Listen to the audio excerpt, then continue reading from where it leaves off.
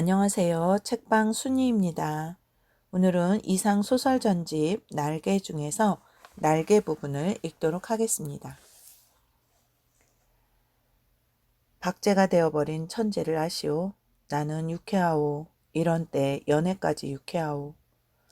육신이 흐느적 하도록 피로했을 때만 정신이 은하처럼 막소. 니코틴이 내 횃배 앓는 뱃속으로 숨으면 머릿속에 의뢰의 백지가 준비되는 법이오. 그 위에다 나는 위트와 패러독스를 바둑 포석처럼 늘어놓소. 가공할 상식의 병이오. 나는 또 여인과 생활을 설계하오. 연애 기법에마저 서먹서먹해진 지성의 극치를 흘낏 좀 들여다본 일이 있는, 말하자면 일종의 정신분일자 말이오. 이런 여인의 반, 그것은 온갖 것의 반이오.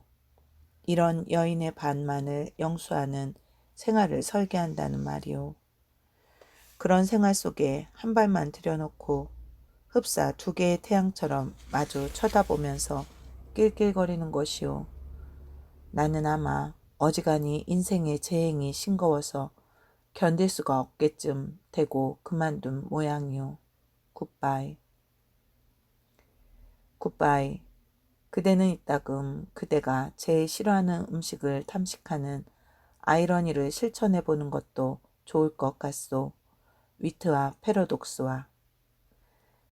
그대 자신을 위조하는 것도 할 만한 일이오. 그대의 작품은 한 번도 본 일이 없는 기성품에 의하여 차라리 경편하고 고매하리라. 19세기는 될 수 있거든 봉쇄하여 버리오. 도스토옙스키 정신이란 자칫하면 낭비인 것 같소. 위고를 불란서의 빵 한 조각이라고는 누가 그랬는지 지연인 듯 싶소. 그러나 인생 혹은 그 모형에 있어서 디테일 때문에 속는다거나 해서야 되겠소? 화를 보지 마오. 부디 그대께 고하는 것이니.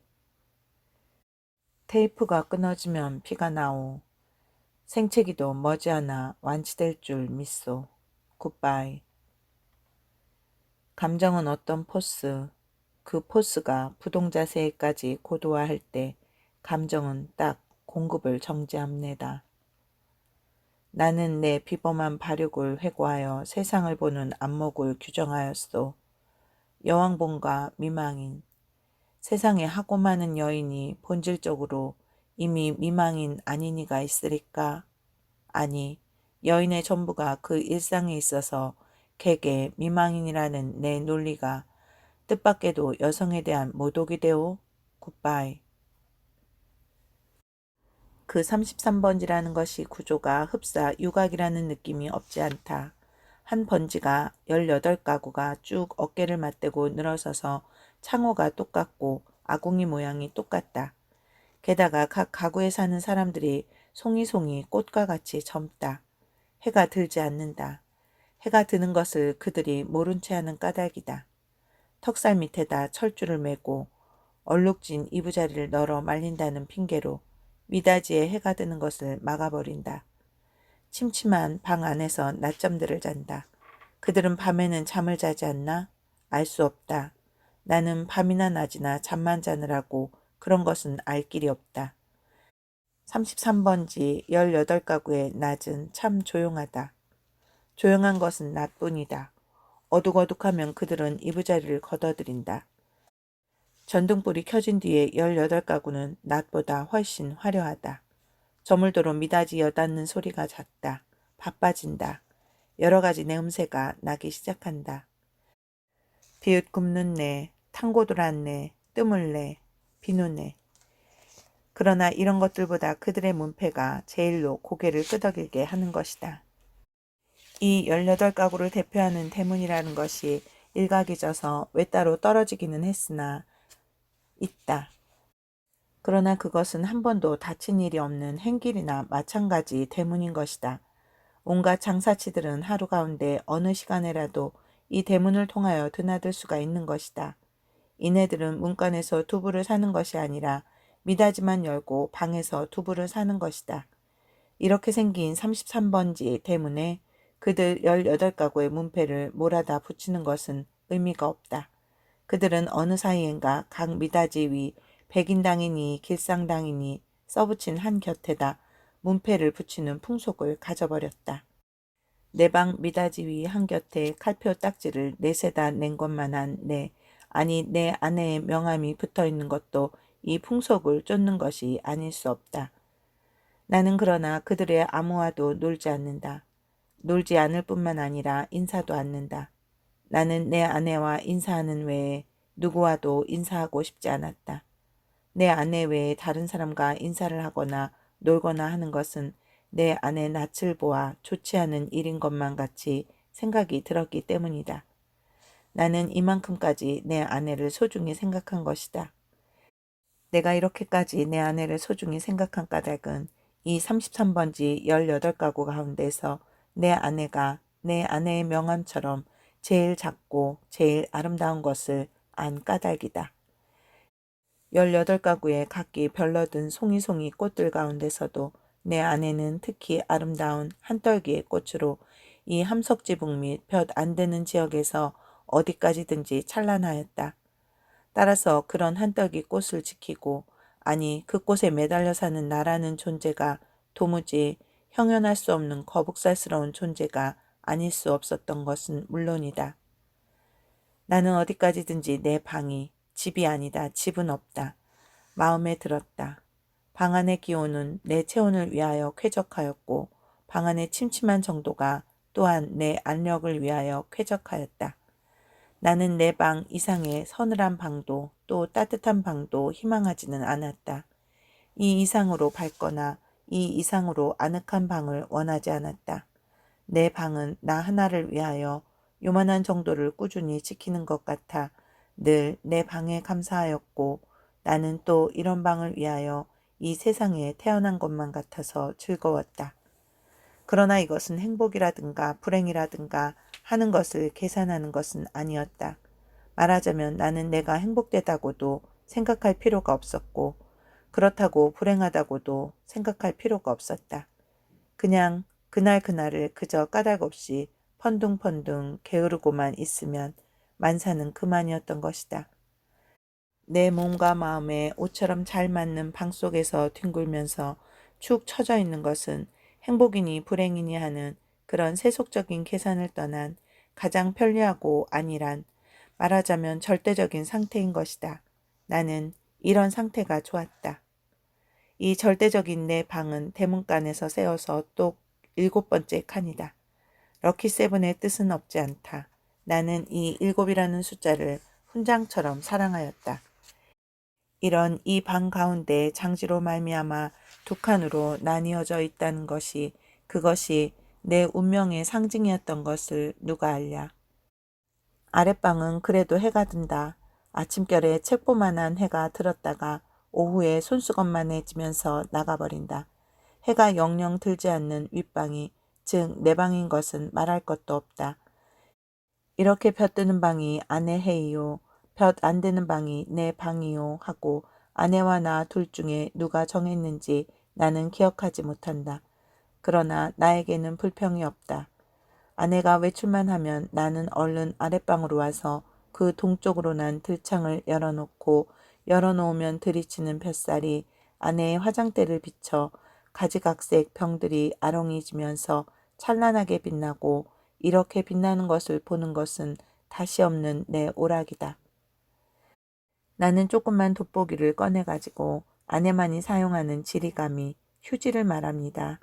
지리가미를 끄슬러 가면서 불장난을 하고 논다. 평행광선을 굴절시켜서 한 초점에 모아가지고 초점이 따끈따끈해지다가 마지막에는 종이를 끄스르기 시작하고 가느다란 연기를 내면서 드디어 구멍을 뚫어놓는 데까지 이르는 고 얼마 안 되는 동안의 초조한 맛이 죽고 싶을 만치 내게는 재미있었다. 이 장난이 실증이 나면 나는 또 아내의 손잡이 거울을 가지고 여러 가지로 논다. 거울이란 제 얼굴을 비칠 때만 실용품이다. 그 외의 경우에는 도무지 장난감인 것이다. 이 장난도 곧 실증이 난다. 나의 유의심은 육체적인 데서 정신적인 데로 비약한다. 나는 거울을 내던지고 아내의 화장대 앞으로 가까이 가서 나란히 늘어놓고 많고 가지각색의 화장품 병들을 들여다본다. 그것들은 세상에 무엇보다도 매력적이다. 나는 그 중에 하나만을 골라서 가만히 마개를 빼고 병구멍을 내 코에 가져다 대고 숨죽이듯이 가벼운 호흡을 하여 본다. 이국적인 센슈얼한 향기가 폐로 스며들면 나는 저절로 스르르 감기는 내 눈을 느낀다. 확실히 아내의 채취는 파편이다. 나는 도로 병마개를 맞고 생각해본다. 아내의 어느 부분에서 요 내음새가 났던가를. 그러나 그것은 분명치 않다. 왜? 아내의 채취는 욕이 들어섰는 가지각색 향기의 합계일 것이니까. 아내의 방은 늘 화려하였다. 내 방이 벽에 못한 게 꽂히지 않는 소박한 것인 반대로 아내의 방에는 천장 밑으로 쫙 돌려 못이 박히고 못마다 화려한 아내의 치마와 저고리가 걸렸다. 여러 가지 무늬가 보기 좋다. 나는 그 여러 조각의 치마에서 늘 아내의 동체와 그 동체될 수 있는 여러 가지 포즈를 연상하면서 내 마음은 늘 점잖지 못하다. 그렇건만 나에게는 옷이 없었다. 아내는 내게는 옷을 주지 않았다. 입고 있는 고르된 양복 한 벌이 내 자리옷이었고 통상복과 나들이 옷을 겸한 것이었다. 그리고 하인에게 스웨터가 한 조각, 사철을 통한 내 내의이다.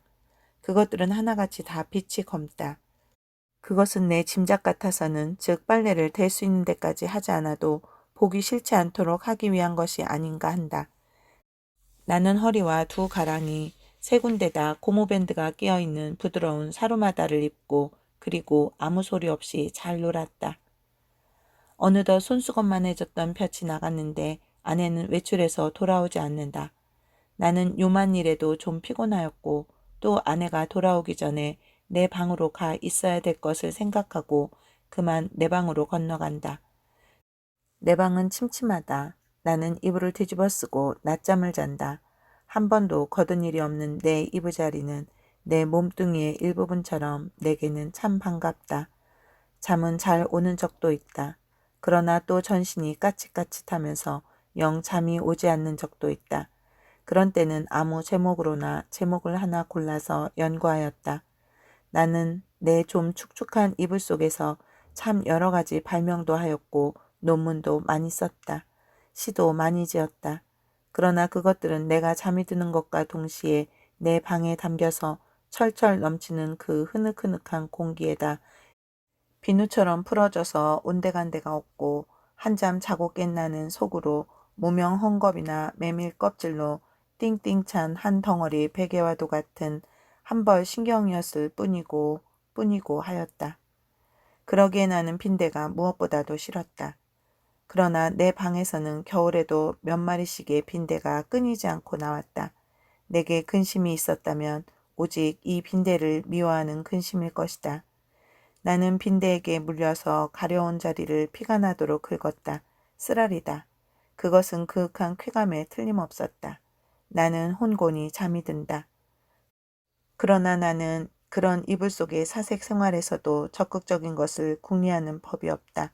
내게는 그럴 필요가 대체 없었다.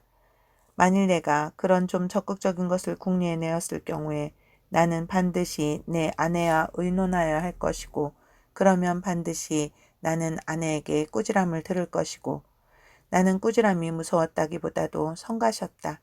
내가 제법 한 사람의 사회인의 자격으로 일을 해보는 것도 아내에게 사설 듣는 것도 나는 가장 게으른 동물처럼 게으른 것이 좋았다. 될 수만 있으면 이 무의미한 인간의 탈을 벗어버리고도 싶었다. 나에게는 인간 사회가 스스러웠다. 생활이 스스러웠다. 모두가 서먹서먹할 뿐이었다. 아내는 하루에 2번 세수를 한다. 나는 하루 한 번도 세수를 하지 않는다. 나는 밤중 3시나 4시에서 변소에 갔다. 달이 밝은 밤에는 한참씩 마당에 우두커니 섰다가 들어오곤 한다. 그러니까 나는 이 18가구의 아무와도 얼굴이 마주치는 일이 거의 없다. 그러면서도 나는 이 18가구의 젊은 여인의 얼굴들을 거반 다 기억하고 있었다. 그들은 하나같이 내 아내만 못하였다. 11시쯤에서 하는 아내의 첫 번째 세수는 좀 간단하다. 그러나 저녁 7시쯤에서 하는 두 번째 세수는 손이 많이 간다. 아내는 낮에보다도 밤에 더 좋고 깨끗한 옷을 입는다.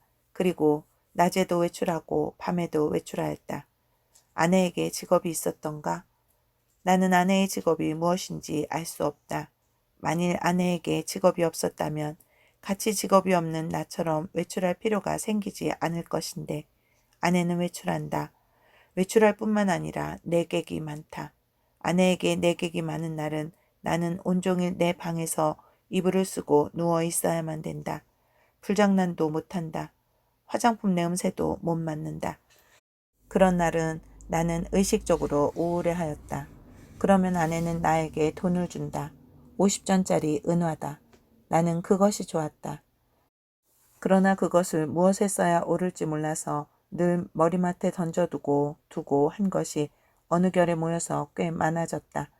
어느 날 이것을 본 아내는 금고처럼 생긴 벙어리를 사다 준다. 나는 한 푼씩 한 푼씩 그 속에 넣고 열쇠는 아내가 가져갔다. 그 후에도 나는 더러 은하를 그 벙어리에 넣은 것을 기억한다. 그리고 나는 게을렀다. 얼마 후 아내의 머리 쪽에 보지 못하던 눕갈잠, 비녀의 일종입니다. 눕갈잠이 하나 여드름처럼 돋았던 것은 바로 그 금고형 벙어리의 무게가 가벼워졌다는 증거일까. 그러나 나는 드디어 머리맡에 놓였던 그 벙어리에 손을 대지 않고 말았다. 내 게으름은 그런 것에 내 주의를 환기시키기도 싫었다. 아내에게 내객이 있는 날은 이불 속으로 암만 깊이 들어가도 비 오는 날만큼 잠이 잘 오지는 않았다. 나는 그런 때 아내에게는 왜 늘 돈이 있나, 왜 돈이 많은가를 연구했다. 내객들은 장지 저쪽에 내가 있는 것을 모르나 보다. 내 아내와 나도 좀 하기 어려운 농을 아주 서슴지 않고 쉽게 해내 던지는 것이다.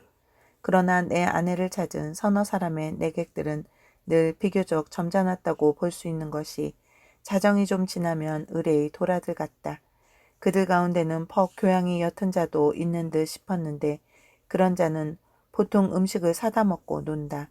그래서 보충을 하고 대체로 무사하였다. 나는 위선 내 아내의 직업이 무엇인가를 연구하기에 착수하였으나 좁은 시야와 부족한 지식으로는 이것을 알아내기 힘이 든다. 나는 끝끝내 내 아내의 직업이 무엇인가를 모르고 말려나 보다. 아내는 늘 진솔버섯만 신었다. 아내는 밥도 지었다. 아내가 밥 짓는 것을 나는 한 번도 구경한 일은 없으나 언제든지 끼니 때면 내 방으로 내 조석밥을 날라다 주는 것이다. 우리 집에는 나와 내 아내 외에는 다른 사람은 아무도 없다. 이 밥은 분명히 아내가 손수 지었음에 틀림없다. 그러나 아내는 한 번도 나를 자기 방으로 부른 일이 없다. 나는 늘 윗방에서 나 혼자서 밥을 먹고 잠을 잤다. 밥은 너무 맛이 없었다. 반찬이 너무 엉성하였다. 나는 닭이나 강아지처럼 말없이 주는 모이를 넙적넙적 받아먹기는 했으나 내심 야속하게 생각한 적도 더러 없지 않다. 나는 안색이 여지없이 창백해가면서 말라들어갔다. 나날이 눈에 보이듯이 기운이 줄어들었다. 영양 부족으로 하여 몸뚱이 곳곳이 뼈가 불쑥불쑥 내어밀었다. 하룻밤 사이에도 수십 차를 돌려눕지 않고는 여기저기가 배겨서 나는 배겨낼 수가 없었다. 그렇기 때문에 나는 내 이불 속에서 아내가 늘 흔히 쓸 수 있는 저 돈의 출처를 탐색해보는 일변 장지 틈으로 새어나오는 아랫방의 음식은 무엇일까를 간단히 연구하였다. 나는 잠이 잘 안 왔다. 깨달았다. 아내가 쓰는 돈은 그 내게는 다만 실없는 사람들로밖에 보이지 않는 까닭모를 내객들이 놓고 가는 것에 틀림없으리라는 것을 나는 깨달았다. 그러나 왜 그들 내객은 돈을 놓고 가나, 왜 내 아내는 그 돈을 받아야 되나 하는 예의관념이 내게는 도무지 알 수 없는 것이었다. 그것은 그저 예의에 지나지 않는 것일까? 그렇지 않으면 혹 무슨 대가일까, 보수일까? 내 아내가 그들의 눈에는 동정을 받아야만 할 가엾은 인물로 보였던가? 이런 것들을 생각하노라면 의뢰의 내 머리는 그냥 혼란하여 버리고 하였다. 잠들기 전에 획득했다는 결론이 오직 불쾌하다는 것이었으므로 나는 그것을 아내에게 물어보거나 한 일이 참 한 번도 없다. 그것은 대체 귀찮기도 하려니와 한잠 자고 일어나는 나는 사뭇 딴 사람처럼 이것도 저것도 다 깨끗이 잊어버리고 그만두는 까닭이다. 내객들이 돌아가고 혹 밤 외출해서 돌아오고 하면 아내는 경편한 것으로 옷을 바꾸어 입고 내 방으로 나를 찾아온다. 그리고 이불을 들치고 내 귀에는 영 생동망동한 몇 마디 말로 나를 위로하러 든다. 나는 조소도 고소도 홍소도 아닌 웃음을 얼굴에 띠고 아내의 아름다운 얼굴을 쳐다본다. 아내는 방글에 웃는다. 그러나 그 얼굴에 떠도는 일말의 애수를 나는 놓치지 않는다. 아내는 능히 내가 배고파하는 것을 눈치챌 것이다. 그러나 아랫방에서 먹고 남은 음식을 나에게 주려 들지는 않는다. 그것은 어디까지든지 나를 존경하는 마음일 것임에 틀림없다. 나는 배가 고프면서도 저기 마음이 든든한 것을 좋아했다. 아내가 무엇이라고 짓거리고 갔는지 귀에 남아있을 리가 없다. 다만 내 머리맡에 아내가 놓고 간 은화가 전등불에 흐릿하게 빛나고 있을 뿐이다. 고 금고용 벙어리 속에 고 은화가 얼만큼이나 모였을까? 나는 그러나 그것을 쳐들어보지 않았다. 그저 아무런 의욕도 기원도 없이 그 단추구멍처럼 생긴 틈바구니로 은하를 들어뜨려 둘 뿐이었다. 왜 아내의 내객들이 아내에게 돈을 놓고 가나 하는 것이 풀 수 없는 의문인 것 같이 왜 아내는 나에게 돈을 놓고 가나 하는 것도 역시 나에게는 똑같이 풀 수 없는 의문이었다. 내 비록 아내가 내게 돈을 놓고 가는 것이 싫지 않았다 하더라도 그것은 다만 그것이 내 손가락에 닿는 순간에서부터 고 벙어리 주둥이에서 자취를 감추기까지의 하잘것없는 짧은 촉각이 좋았다 할 뿐이지 그 이상 아무 기쁨도 없다. 어느 날 나는 고 벙어리를 변소에 갖다 넣어버렸다. 그때 벙어리 속에는 몇 푼이나 되는지는 모르겠으나 고 은하들이 꽤 들어있었다. 나는 내가 지구 위에 살며 내가 이렇게 살고 있는 지구가 질풍신래의 속력으로 광대무변의 공간을 달리고 있다는 것을 생각했을 때 참 허망하였다. 나는 이렇게 부지런한 지구 위에서는 현기증도 날 것 같고 해서 한시바삐 내려버리고 싶었다. 이불 속에서 이런 생각을 하고 난 뒤에는 나는 고 은하를 고 벙어리에 넣고 하는 것조차가 귀찮아졌다. 나는 아내가 손수 벙어리를 사용하였으면 하고 희망하였다.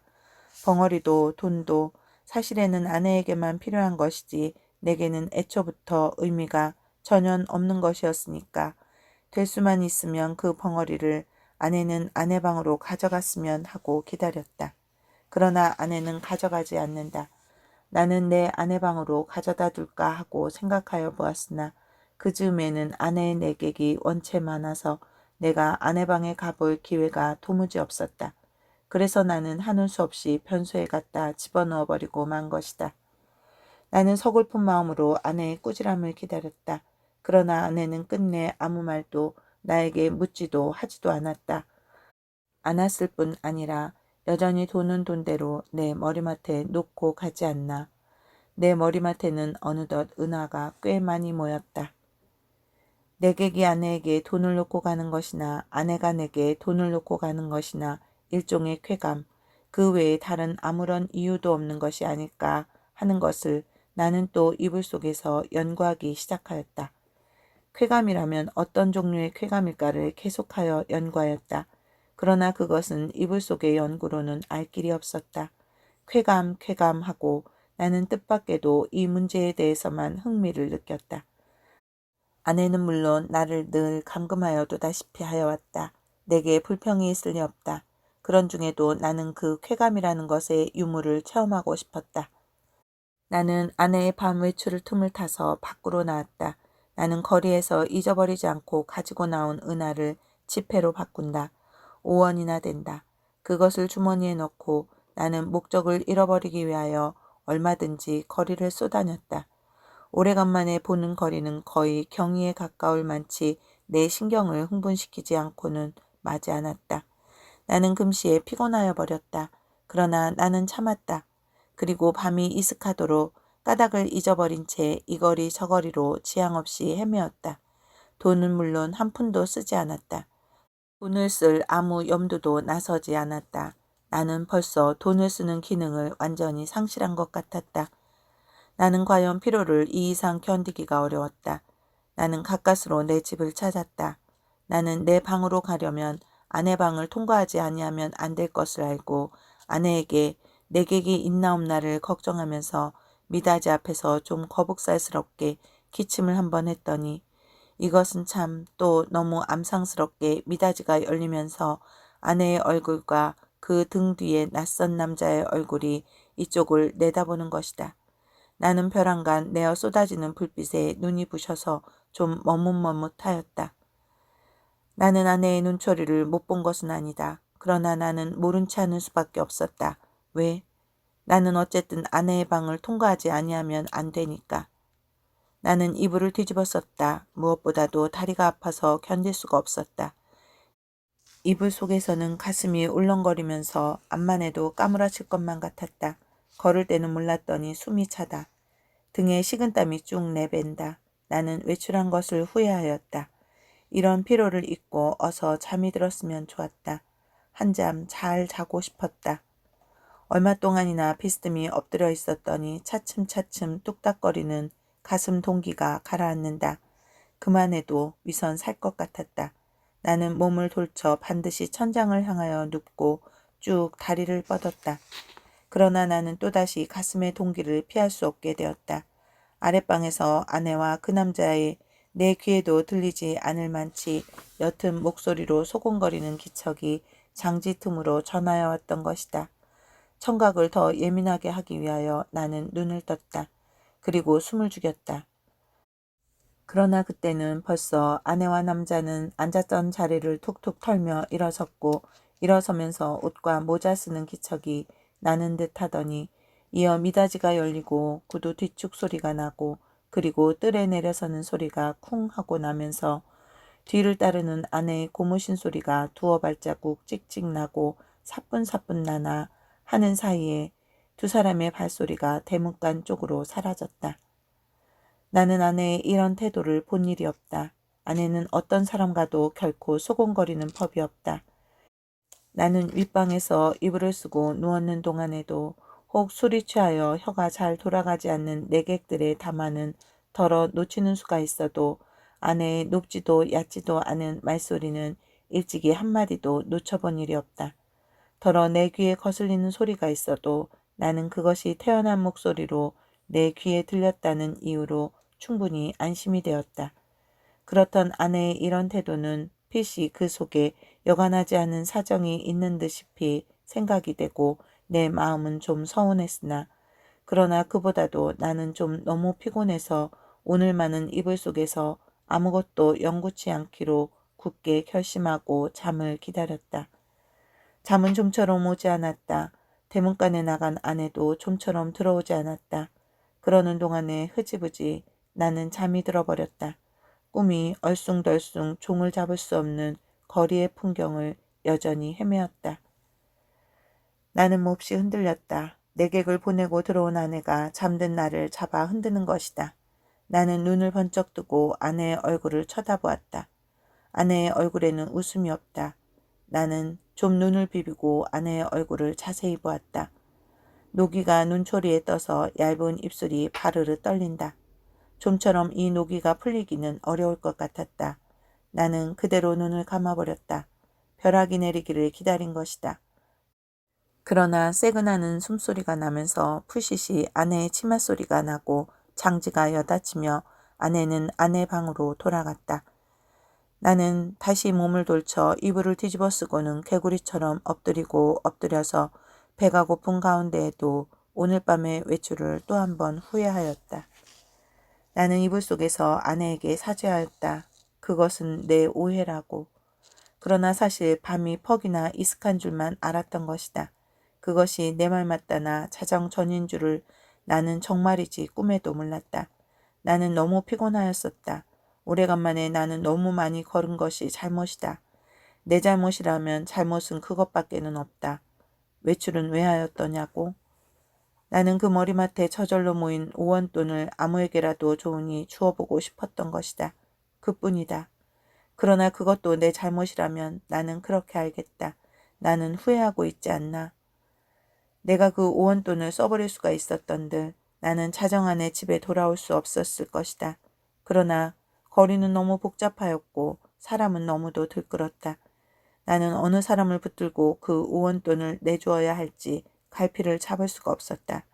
그러는 동안에 나는 여지없이 피곤해버리고 말았던 것이다. 나는 무엇보다도 좀 쉬고 싶었다. 눕고 싶었다. 그래서 나는 하는 수 없이 집으로 돌아온 것이다. 내 짐작 같아서는 밤이 어지간히 늦은 줄만 알았는데 그것이 불행히도 자정 전이었다는 것은 참 안 된 일이다. 미안한 일이다.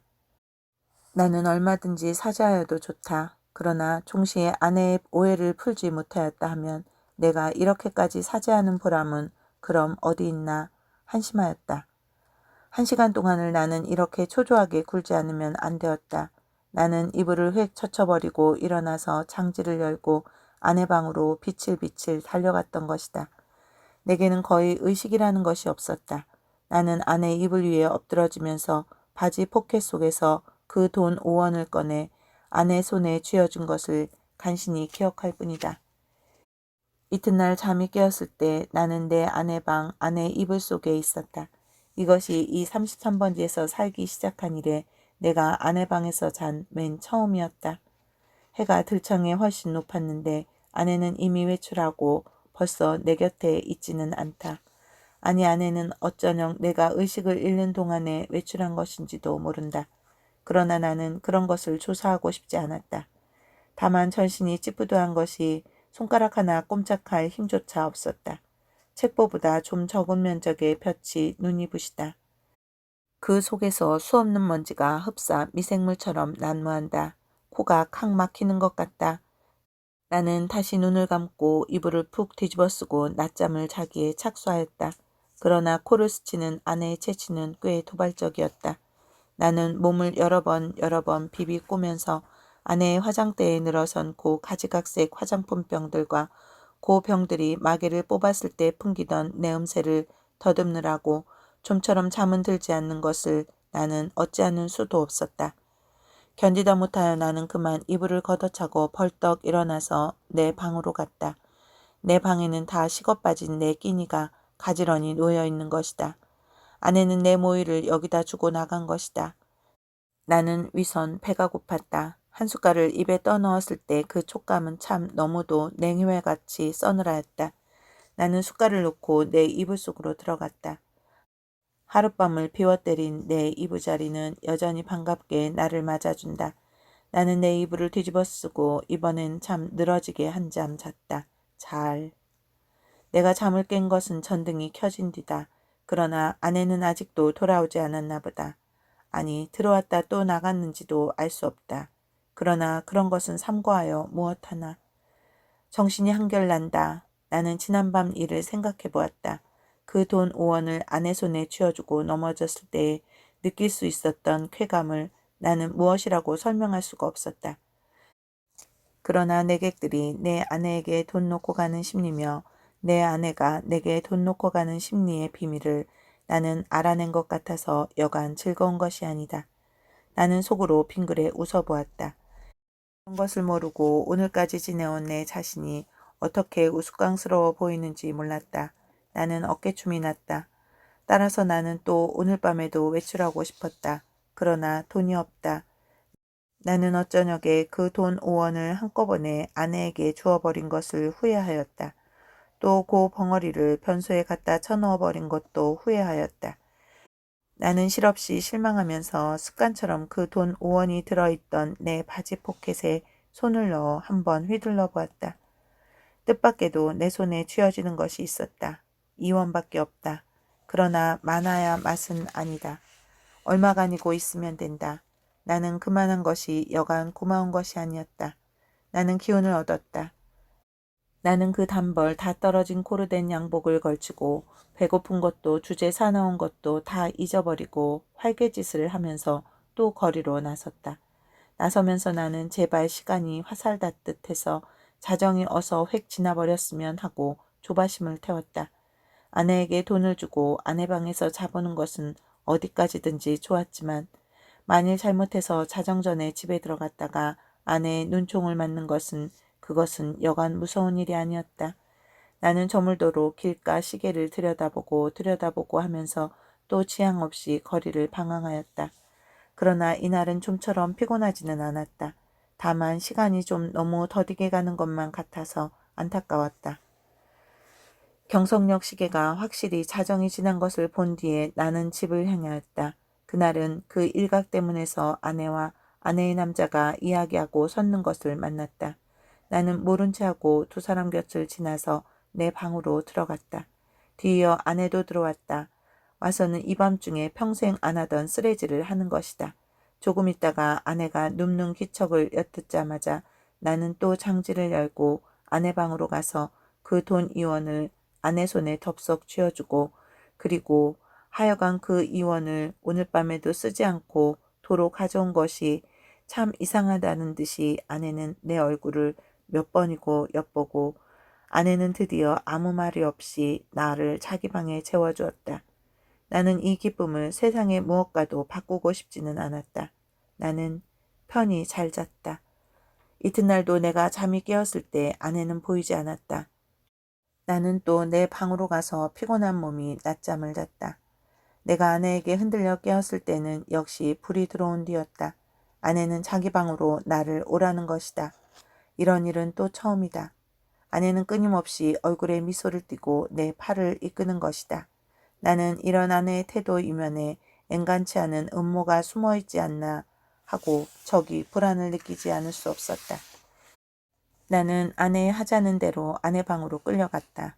아내 방에는 저녁 밥상이 조촐하게 차려져 있는 것이다. 생각하여 보면 나는 이틀을 굶었다.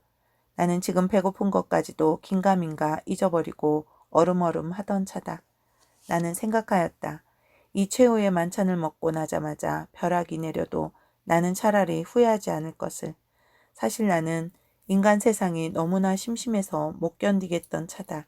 모든 일이 성가시고 귀찮았으나 그러나 불의의 재난이라는 것은 즐겁다. 나는 마음을 턱 놓고 조용히 아내와 마주 이 해괴한 저녁밥을 먹었다. 우리 부부는 이야기하는 법이 없었다.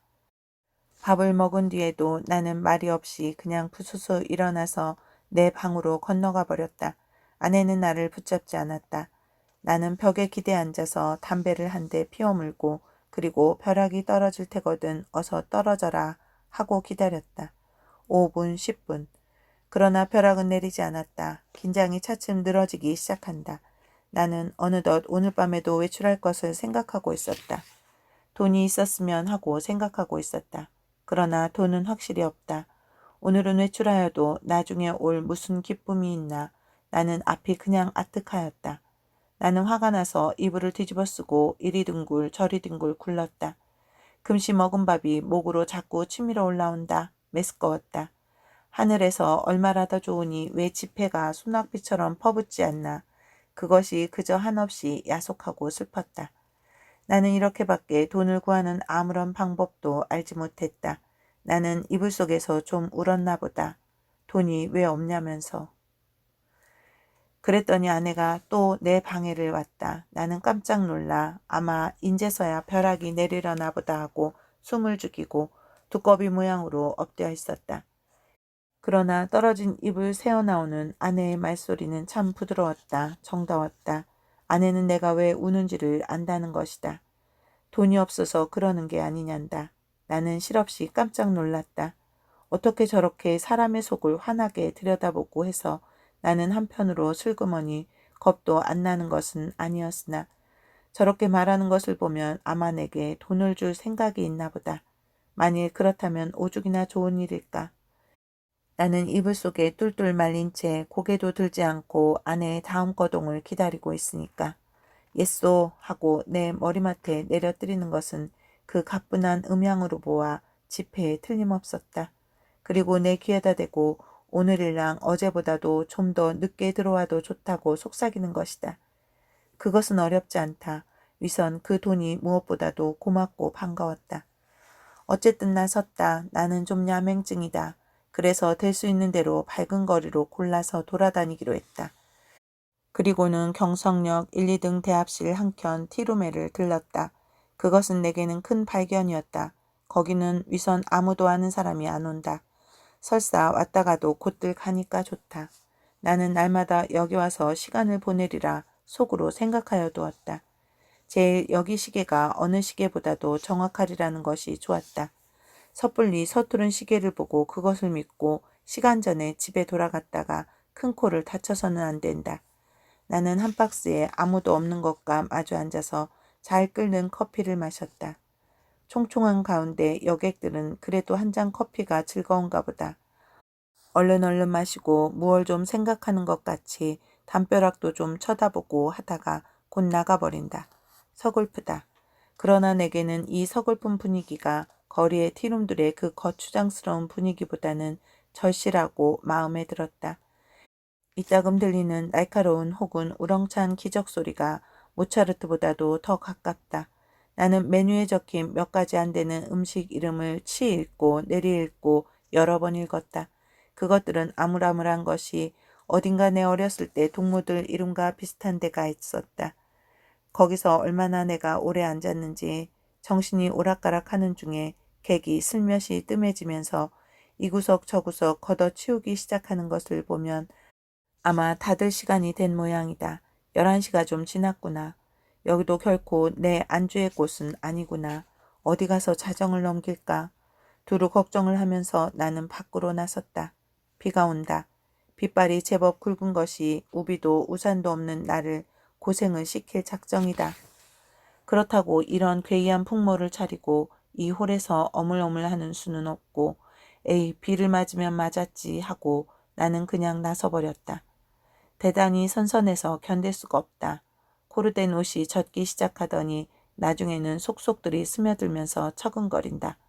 비를 맞아가면서라도 견딜 수 있는 데까지 거리를 돌아다녀서 시간을 보내려 하였으나 이제는 선선해서 이 이상은 더 견딜 수가 없다. 오한이 자꾸 일어나면서 이가 딱딱 맞부딪는다. 나는 걸음을 재우치면서 생각하였다. 오늘 같은 궂은 날도 아내에게 내객이 있으리라고. 없겠지 하는 생각이 드는 것이다. 집으로 가야겠다. 아내에게 불행히 내객이 있거든 내 사정을 하리라. 사정을 하면 이렇게 비가 오는 것을 눈으로 보고 알아주겠지. 불이 나게 와보니 그러나 아내에게는 내객이 있었다. 나는 그만 너무 춥고 척척해서 얼떨김에 놓고 하는 것을 잊었다. 그래서 나는 보면 아내가 좀 덜 좋아할 것을 그만 보았다. 나는 간발자국 같은 발자국을 내면서 덤벙덤벙 아내 방을 디디고 그리고 내 방으로 가서 쭉 빠진 옷을 활활 벗어버리고 이불을 뒤썼다. 덜덜덜덜 떨린다. 오한이 점점 더 심해 들어온다. 여전 땅이 꺼져 들어가는 것만 같았다. 나는 그만 의식을 잃어버리고 말았다. 이튿날 내가 눈을 떴을 때 아내는 내 머리맡에 앉아서 제법 근심스러운 얼굴이다. 나는 감기가 들었다. 여전히 으스스 춥고 또 골치가 아프고 입에 군침이 도는 것이 쓸쓸하면서 다리 팔이 척 늘어져서 노곤하다. 아내는 내 머리를 쓱 짚어보더니 약을 먹어야지 한다. 아내 손이 이마에 선뜩한 것을 보면 신혈이 어지간한 모양인데 약을 먹는다면 해열제를 먹어야지 하고 속 생각을 하자니까 아내는 따뜻한 물에 하얀 정제약 4개를 준다. 이것을 먹고 한 잔 푹 자고 나면 괜찮다는 것이다. 나는 널름 받아 먹었다. 쌉싸름한 것이 짐작 같아서는 아마 아스피린인가 싶다. 나는 다시 이불을 쓰고 단번에 그냥 죽은 것처럼 잠이 들어버렸다. 나는 콧물을 훌쩍훌쩍 하면서 여러 날을 앓았다. 앓는 동안에 끊이지 않고 그 정제약을 먹었다. 그러는 동안에 감기도 나았다. 그러나 입맛은 여전히 소태처럼 썼다. 나는 차츰 또 외출하고 싶은 생각이 났다. 그러나 아내는 나더러 외출하지 말라고 이러는 것이다. 이 약을 날마다 먹고 그리고 가만히 누워있으라는 것이다. 공연히 외출을 하다가 이렇게 감기가 들어서 저를 고생시키는 것이 아니냔다. 그도 그렇다. 그럼 외출을 하지 않겠다고 맹서하고 그 약을 연복하여 몸을 좀 보해보리라고 나는 생각하였다. 나는 날마다 이불을 뒤집어 쓰고 밤이나 낮이나 잤다. 유난스럽게 밤이나 낮이나 졸려서 견딜 수가 없는 것이다. 나는 이렇게 잠이 자꾸만 오는 것이 내가 몸이 훨씬 튼튼해진 증거라고 굳게 믿었다. 나는 아마 한 달이나 이렇게 지냈나 보다. 내 머리와 수염이 좀 너무 자라서 훗훗해서 견딜 수가 없어서 내 거울을 좀 보리라고 아내가 외출한 틈을 타서 나는 아내 방으로 가서 아내의 화장대 앞에 앉아보았다. 상당하다. 수염과 머리가 참 산란하였다. 오늘은 이발을 좀 하리라 생각하고 겸사겸사 그 화장품병들 마개를 뽑고 이것저것 맡아보았다. 한동안 잊어버렸던 향기 가운데에서는 몸이 베베 꼬일 것 같은 채취가 전해 나왔다. 나는 아내의 이름을 속으로만 한번 불러보았다. 연심이 하고. 오래간만에 돋보기 장난도 하였다. 거울 장난도 하였다. 창에 든 볕이 여간 따뜻한 것이 아니었다. 생각하면 5월이 아니냐. 나는 커다랗게 기지개를 한번 펴보고 아내 베개를 내려 비고 벌떡 자빠져서는 이렇게도 편안하고 즐거운 세월을 하느님께 흠씬 자랑하여 주고 싶었다. 나는 참 세상에 아무것과도 교섭을 하지 않는다. 하느님도 아마 나를 칭찬할 수도 처벌할 수도 없는 것 같았다. 그러나 다음 순간 실로 세상에도 이상스러운 것이 눈에 띄었다. 그것은 최면약 아달린 값이었다. 나는 그것을 아내의 화장대 밑에서 발견하고 그것이 흡사 아스피린처럼 생겼다고 느꼈다. 나는 그것을 열어보았다. 똥 4개가 비었다. 나는 오늘 아침에 4개의 아스피린을 먹은 것을 기억하고 있었다. 나는 잤다. 어제도 그제도 그끄제도. 나는 졸려서 견딜 수가 없었다. 나는 감기가 다 나았는데도 아내는 내게 아스피린을 주었다. 내가 잠이 든 동안에 이웃에 불이 난 일이 있었다. 그때도 나는 자느라고 몰랐다. 이렇게 나는 잤다. 나는 아스피린으로 알고 그럼 한 달 동안을 두고 아달린을 먹어온 것이다.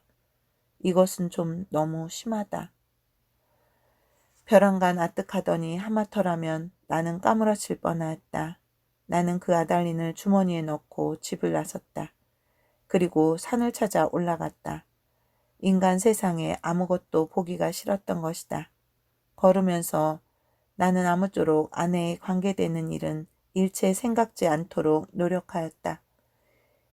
길에서 까무라치기 쉬우니까다. 나는 어디라도 양지가 바른 자리를 하나 골라서 자리를 잡아가지고 서서히 아내에 관하여 연구할 작정이었다. 나는 길가의 돌창, 핀 구경도 못한 진 개나리꽃, 종달새, 돌멩이도 새끼를 까는 이야기, 이런 것만 생각하였다. 다행히 길가에서 나는 졸도하지 않았다. 거기에 벤치가 있었다. 나는 거기 정자하고 그리고 그 아스피린과 아달린에 관하여 연구하였다. 그러나 머리가 도무지 혼란하여 생각이 체계를 이루지 않는다. 단 5분이 못 가서 나는 그만 귀찮은 생각이 버쩍 들면서 심술이 났다. 나는 주머니에서 가지고 온 아달린을 꺼내 남은 6개를 한꺼번에 질겅질겅 씹어 먹어버렸다. 맛이 익살맞다. 그리고 나서 나는 그 벤치 위로 가로 기다랗게 누웠다. 무슨 생각으로 내가 그따위 짓을 했나 알 수가 없다. 그저 그러고 싶었다. 나는 개서 그냥 깊이 잠이 들었다. 잠결에도 바위 틈을 흐르는 물소리가 졸졸하고 귀에 언제까지나 어렴풋이 들려왔다. 내가 잠을 깨었을 때는 날이 환히 밝은 뒤다. 나는 거기서 일주야를 잔 것이다. 풍경이 그냥 노랗게 보인다. 그 속에서도 나는 번개처럼 아스피린과 아달린이 생각났다. 아스피린, 아달린, 아스피린, 아달린, 마르크스, 멜서스, 마도로스, 아스피린, 아달린. 아내는 한 달 동안 아달린을 아스피린이라고 속이고 내게 먹였다. 그것은 아내 방에서 이 아달린 값이 발견된 것으로 미루어 증거가 너무나 확실하다. 무슨 목적으로 아내는 나를 밤이나 낮이나 재웠어야 했나. 나를 밤이나 낮이나 재워놓고 그리고 아내는 내가 자는 동안에 무슨 짓을 했나. 나를 조금씩 죽이려던 것일까. 그러나 또 생각하여 보면 내가 한 달을 두고 먹어온 것은 아스피린이었을지도 모른다. 아내는 무슨 근심되는 일이 있어서 밤 되면 잠 잘 오지 않아서 정작 아내가 아달린을 사용한 것이나 아닌지. 그렇다면 나는 참 미안하다. 나는 아내에게 이렇게 큰 의혹을 가졌다는 것이 참 안 됐다. 나는 그래서 불이 나게 거기서 내려왔다. 아랫도리가 회회 내저어지면서 어찔어찔한 것을 나는 겨우 집을 향하여 걸었다. 8시 가까이였다. 나는 내 잘못된 생각을 죄다 일러바치고 아내에게 사죄하려는 것이다. 나는 너무 급해서 그만 또 말을 잊어버렸다. 그랬더니 이건 참 너무 큰일 났다. 나는 내 눈으로 절대로 보아서는 안 될 것을 그만 딱 보아버리고 만 것이다. 나는 얼떨결에 그만 냉큼 미닫이를 닫고 그리고 현기증이 나는 것을 진정시키느라고 잠깐 고개를 숙이고 눈을 감고 기둥을 짚고 섰자니까 1초 여유도 없이 획 미닫이가 다시 열리더니 매무새를 풀어헤친 아내가 불쑥 내밀면서 내 멱살을 잡는 것이다. 나는 그만 어지러워서 걔가 그냥 나동그라졌다. 그랬더니 아내는 넘어진 내 위에 덮치면서 내 살을 함부로 물어뜯는 것이다. 아파 죽겠다. 나는 사실 반항할 의사도 힘도 없어서 그냥 넙적 엎드려 있으면서 어떻게 되나 보고 있자니까 뒤이어 남자가 나오는 것 같더니 아내를 한아름에 덥석 안아가지고 방 안으로 들어가는 것이다. 아내는 아무 말 없이 다소곳이 그렇게 안겨 들어가는 것이 내 눈에 여간 미운 것이 아니다. 밉다. 아내는 너 밤새워가면서 도적질하러 다니느냐 계집질하러 다니느냐고 발악이다. 이것은 참 너무 억울하다. 나는 어안이 벙벙하여 도무지 입이 떨어지지를 않았다. 너는 그야말로 나를 살해하려던 것이 아니냐고 소리를 한번 꽥 질러보고도 싶었으나 그런 긴가민가한 소리를 섣불리 입 밖에 내었다가는 무슨 화를 볼는지 알 수 있나. 차라리 억울하지만 잠자코 있는 것이 위선 상책일 듯 싶은 생각이 들기에 나는 이것은 또 무슨 생각으로 그랬는지 모르지만 툭툭 털고 일어나서 내 바지 포켓 속에 남은 돈 몇 원 몇십 전을 가만히 꺼내서는 몰래 미닫이를 열고 살며시 문지방 밑에다 놓고 나서는 나는 그냥 줄 다름박질을 쳐서 나와버렸다. 여러 번 자동차에 치일 뻔하면서 나는 그래도 경성역을 찾아갔다.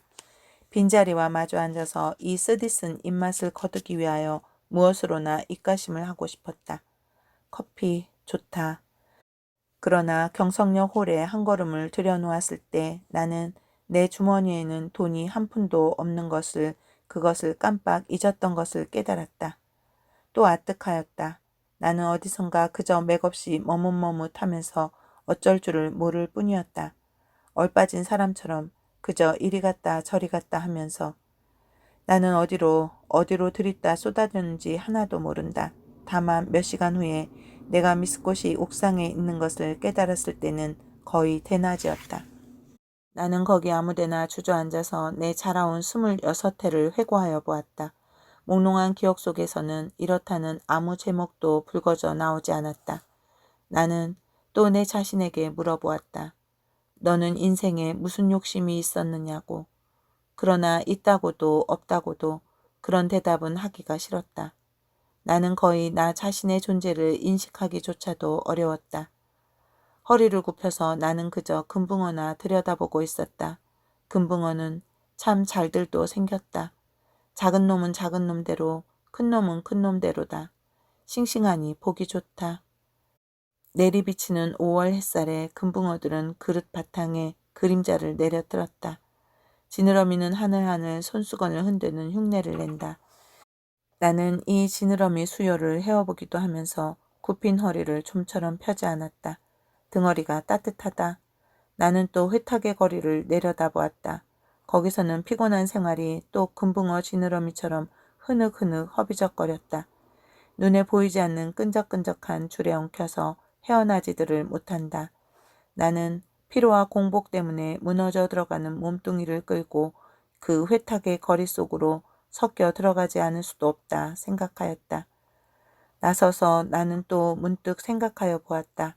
이 발길이 지금 어디로 향하여 가는 것인가를. 그때 내 눈앞에는 아내의 모가지가 벼락처럼 내려 떨어졌다. 아스피린과 아달린. 우리들은 서로 오해하고 있느니라. 설마 아내가 아스피린 대신에 아달린의 정량을 나에게 먹여왔을까? 나는 그것을 믿을 수는 없다. 아내가 그럴 대체 까닭이 없을 것이니.